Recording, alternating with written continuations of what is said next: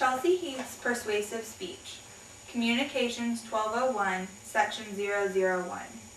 At this time, would the audience please silence all cellular devices? Thank you. Good afternoon, ladies and gentlemen. Every year, many women are diagnosed with breast cancer. My mother was one of those women. When we found out that she had stage 4 breast cancer, a lot of questions arose as to its effects on our family. Most involved how we would handle treatment for the disease, but also how it could affect me. Breast cancer is often a hereditary disease. Most methods of diagnosis, however, only work once the patient has contracted the cancer. Scientists are making great strides towards changing this. A new method of gene testing has emerged called the HER2 test. With it, scientists and doctors hope to be able to diagnose breast cancer in families where the cancer has occurred in one family member, as well as those whose families have never had any occurrence of the disease. As there is no easy treatment for breast cancer once it has reached a certain stage, doctors hope that being able to identify which patients have a likely chance of contracting the disease, that they can also decrease the required treatments.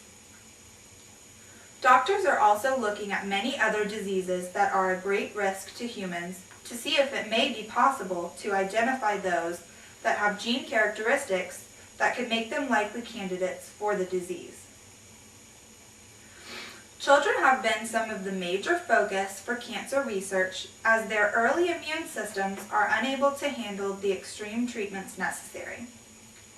By diagnosing any possible cancer that a child might encounter, the child's life and lifestyle may be able to be saved and improved.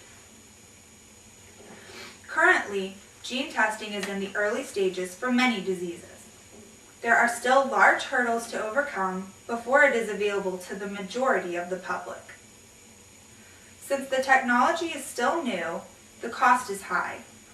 It is hoped that with increased pressure to develop new testing and new equipment, that the cost could soon go down. Pressure is also coming that would encourage insurance and non-profit groups to cover some of the costs associated with gene testing. The argument they have is that the upfront costs would be less than the overall cost if the disease actually takes hold of the patient. Not everyone would be a candidate or need gene testing. Only those who had a family history of cancer or the other major diseases would be allowed initial access to this testing. This would, over time, decrease the number of people handing down genes that cause the diseases. While still in its earliest of stages, gene testing has shown great promise to help the pre-diagnosis of many deadly diseases and cancers. By showing the likelihood of cancer being passed down through generations and diagnosing cancer in children before major treatments are necessary, gene testing may soon become a valuable tool in enhancing and extending human life. Bravissimo!